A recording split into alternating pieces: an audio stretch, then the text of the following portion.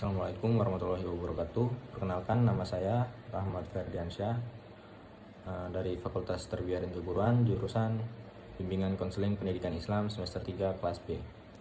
Yang terhormat Bapak Ali Murtado sebagai dosen pengampu. Di sini saya akan mempresentasikan hasil dari materi saya yang berjudul tentang pemikiran pendidikan Islam menurut Al-Ghazali. Sebelumnya mari kita lihat terlebih dahulu. Di sini ada tabel yang berjudul tentang ilmu dan hubungannya dengan pendidikan Islam.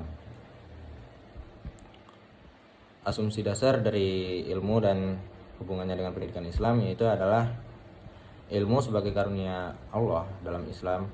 Ilmu menganggap sebagai anugerah dari Allah yang sangat mulia. Ilmu adalah sarana untuk memahami ciptaan Allah serta mengenal dan mengabdi kepadanya. Ilmu juga sebagai ibadah pendidikan Islam yang mengajarkan bahwa menuntut ilmu adalah ibadah. Hal ini menjadikan proses belajar mengajar sebagai salah satu bentuk pengabdian kepada Allah. Setiap langkah dalam menuntut ilmu, baik itu di dalam kelas maupun di dalam kehidupan sehari-hari, dianggap sebagai ibadah yang mendekatkan diri kepada Allah. Yang kedua yaitu ada konsep dasar. Konsep dasarnya yaitu pendidikan Islam adalah bahwa ilmu tidak terpisah antara ilmu duniawi dan akhirat. Pendidikan ilmu Islam mengajarkan pentingnya integrasi antar ilmu agama dan ilmu pengetahuan lainnya. Dan ilmu pengetahuan lainnya dalam pandangan Islam, ilmu agama, ilmu pengetahuan, ilmu ilmiah saling melengkapi dan tidak dapat dipisahkan. Dan selanjutnya di sini ada hubungan dasar dan asumsi dasar. Hubungan dasar dan asumsi dasarnya di sini adalah asumsi dasar tentang ilmu memberi beberapa teknologis dan moral tentang pentingnya ilmu. Sementara konsep dasar memberikan panduan praktis dalam mencari dan mengamalkan ilmu tersebut, baik dalam aspek pribadi maupun sosial.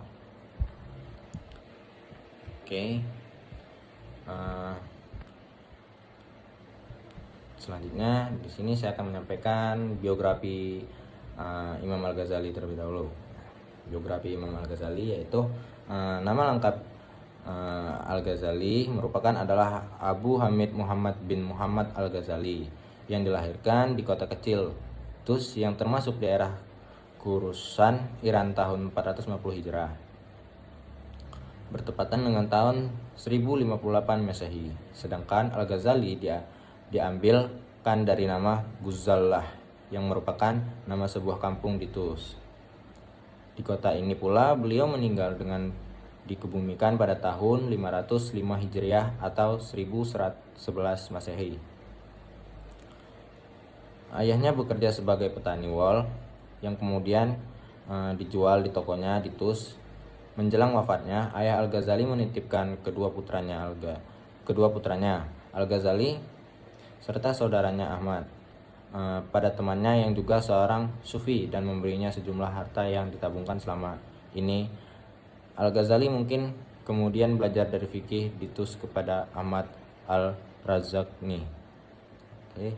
Selanjutnya setelah beranjak remaja, beliau pergi ke kota Juran untuk belajar kepada Abu Nasar Al-Ismail dan akhirnya ke Naisabur untuk belajar pada Abu Al-Mail Al-Jumawi yang digelari Imam Al-Haramain.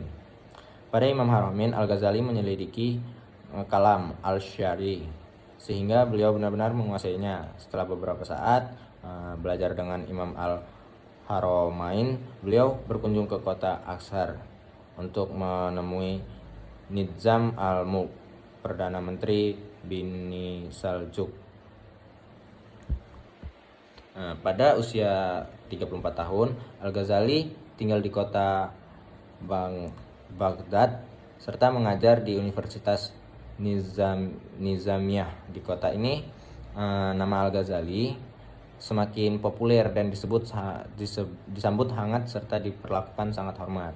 Menurut kesaksiannya, Abu Al-Ghafir dan Al-Farisi yang hidup semasa dengan Al-Ghazali seperti yang diturunkan oleh Al-Subki Kepopuleran Al-Ghazali hanya setingkat di bawah Imam Al-Kautsar dalam mengalahkan kepopuleran para pejabat serta menteri Bani Saljuk.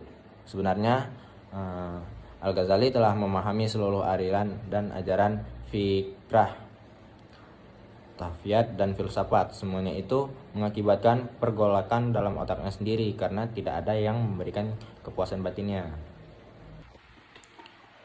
Selanjutnya adalah karya-karya Imam Al-Ghazali. Al-Ghazali ialah sosok seseorang ilmuwan dan penulis yang sangat produktif. Banyak sekali tulisannya yang telah menarik perhatian dunia, baik dia yang berasal dari kalangan muslim maupun non-muslim. Para pemikir barat ada pertengahan seperti Raymond Martin dan Thomas Aquinas dan Pascal ditengarai banyak dipengaruhi oleh pemikiran Al-Ghazali. Pasca periode Sang Hujjatullah ini sebagai hasil karya yang telah banyak diterjemahkan ke dalam berbagai bahasa antara lain yaitu Spanyol, Yahudi, Prancis, dan Inggris yang dijadikan sebagai referensi oleh kurang lebih dari 44 pemikir barat.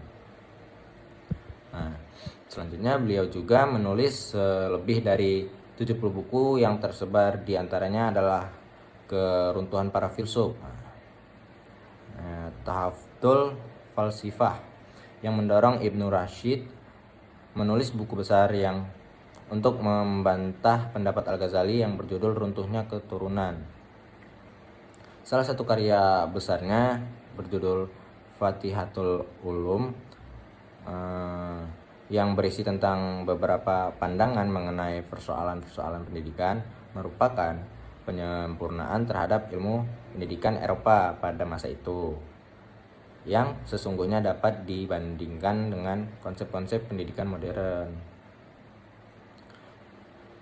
Al-Ghazali banyak menulis buku dalam berbagai cabang disiplin ilmu. Karangan-karangannya meliputi fikih, usul fikih, dan ilmu kalam. Teologi kaum salaf, bantahan terhadap kaum batinia.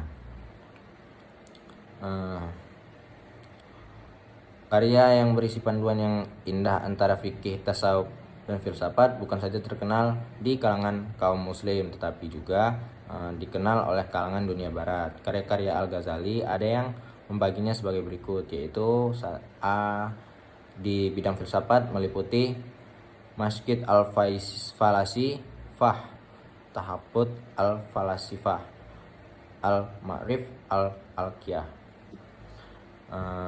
Lalu di bidang agama meliputi Ihya Ulumuddin, Al-Muqsidimin Al-Dahlal, dan Mihjah Al-Abidin, dan masih banyak lagi. Selanjutnya yaitu ada pemikiran pendidikan Islam menurut Imam Al-Ghazali. Yang pertama itu pengertian pendidikan Islam. Menurut Al-Ghazali, pendidikan Islam merupakan pendidikan yang berupaya dalam membentuk manusia sempurna baik di dunia maupun di akhirat. Menurut Al-Ghazali juga, manusia bisa mencapai kesempurnaan jika mau berusaha mencapai ilmu dan juga mengamalkan fadilah melalui ilmu pengetahuan yang dipelajarinya. Fadilah ini selanjutnya bisa membawa untuk dekat kepada Allah dan akhirnya bisa membuat hidup bahagia di dunia sampai akhirat. Yang kedua yaitu ada tujuan pendidikan Islam. Secara garis besar, tujuan pendidikan Islam menurut Imam Al-Ghazali adalah mengutamakan pendekatan diri kepada Allah dengan memprioritaskan pendidikan, akhlak, dan agama, di mana fadilah dan takarub kepada Allah merupakan tujuan paling utama pada pendidikan. Menurut Imam Al-Ghazali juga, tujuan paling utama pendidikan Islam itu artinya berta'aruf kepada Allah Sang Khalid, serta manusia yang paling sempurna dalam pandangannya adalah manusia yang selalu mendekatkan diri kepada Allah. Rumusan tujuan pendidikan yang didasarkan kepada firman Allah Subhanahu wa taala tentang tujuan penciptaan manusia yaitu tidaklah aku jadikan jin dan manusia melainkan agar beribadah kepadaku. Quran surat Al-Dajirat ayat ke-56. Al-Ghazali juga membagi tujuan pendidikan itu menjadi dua, yaitu tujuan jangka panjang. Tujuan jangka panjang yaitu pendekatan diri kepada Allah. Pendidikan dalam prosesnya harus mengarahkan manusia menuju pengenalan, kemudian pendekatan diri kepada Tuhan pencipta alam. Yang kedua yaitu tujuan jangka pendek, yakni diraihnya profesi manusia yang sesuai dengan bakat dan kemampuannya. Ketiga, kurikulum pendidikan Islam. Rumusan tujuan pendidikan Islam pada hakikatnya merupakan rumusan filsafat atau pemikiran yang mendalam perihal pendidikan. Seseorang baru dapat merumuskan suatu tujuan masalah aktivitas bila ia memahami secara benar filsafat yang mendasarinya. Rumusan tujuan ini selanjutnya akan memilih aspek kurikulum, metode, guru, dan lainnya yang berhubungan dengan pendidikan.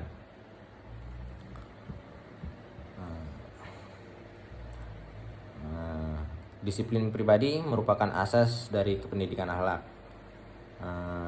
Pandangan beliau terhadap penggunaan prinsip kedisiplinan pada pendidikan itu sesuai antar sabda Rasulullah SAW yang menyatakan seseorang mukmin yang kuat lebih baik daripada yang lemah. Ketiga, bahan-bahan yang digunakan untuk mendidik diri sendiri, yaitu Al-Quran, Al-Hadis tentang cerita atau hakikat-hakikat orang baik agar anak mencintai orang sejak kecil. Yang ketiga yaitu memberikan hafalan syair-syair yang menyentuh pada perasaan rindu atau antusias anak terhadap nilai pendidikan. Selanjutnya yaitu ada metode pengajaran. Menurut Al-Ghazali, metode itu harus dilihat secara psikologis, sosiologis maupun pragmatis melalui rangka keberhasilan proses pembelajaran. Untuk metode misalnya menggunakan metode mujadah dan riyadlah digunakan dalam pendidikan praktek, kedisiplinan, pembasmian, dan penyajian dalil, nukli dan akli, serta bimbingan dan nasihat. Metode mengajar menurut Al-Ghazali yaitu memperhatikan tingkat daya tarik pada anak. Al-Ghazali menyarankan pada guru, seseorang guru hendaklah dapat memperkirakan daya pemahaman muridnya dan jangan diberikan pelajaran yang belum sampai ke tingkat akal pikirannya sehingga ia akan lari dan perjalanan atau menjadikan tumpul otaknya. Yang kedua, menerangkan pelajaran dengan cara yang sejelas-jelasnya. Lalu selanjutnya yaitu mengajarkan ilmu pengetahuan dari cara yang berangsur-angsur. Selanjutnya, etika murid terhadap guru. Al-Ghazali menjelaskan etika anak didik terhadap pendidik ini secara terinci dalam kitabnya, yaitu di Baidatul Nihayah yang meliputi 13 aturan. Yang pertama itu jika berkunjung kepada guru harus menghormati dan menyapa salam terlebih dahulu. Yang kedua, jangan banyak bicara terhadap guru. Yang ketiga, jangan bicara jika tidak diajak bicara oleh guru. Dan yang keempat, jangan bertanya jika belum diminta izin terlebih dahulu. Yang kelima, jangan sesekali menegur ucapan guru seperti katanya fulan demikian tapi berbeda dengan tuan guru. Selanjutnya, jangan banyak berdiri. Murid harus berdiri sambil memberikan penghormatan kepada guru. Selanjutnya, sewaktu guru sedang berdiri dan sudah akan pergi, jangan sampai dihentikan, cuma perlu untuk bertanya. Yang selanjutnya, jangan sesekali bertanya sesuatu kepada guru di tengah jalan, tapi sabarlah nanti setelah sampai di rumah. Dan jangan sesekali seuzon terhadap guru mengenai tindakannya yang kelihatannya munkar atau tidak diridhoi oleh Allah Subhanahu wa taala menurut pandangan murid, sebab guru lebih mengerti rahasia-rahasia yang terkadang dalam tindakan itu. Pandangan Al-Ghazali tersebut dapat dijelaskan dengan sebaik-baiknya, maka akan terwujudlah nilai-nilai norma serta nilai positif yang akan mempengaruhi keberhasilan pada proses pendidikan dan pengajaran, antara lain yaitu memperhatikan kemuliaan, kehormatan, dan kewibawaan guru sehingga hubungan antara guru dan murid dapat berjalan secara harmonis. Memperhatikan konsentrasi dan suasana belajar mengajar yang di dalam kelas, sopan santun dan tata krama dalam pergaulan sehari-hari. Baik, cukup bagi saya untuk menjelaskan. Mohon maaf apabila ada kekurangan. Saya akhiri, wabillahi taufiq wal hidayah. Wassalamualaikum warahmatullahi wabarakatuh.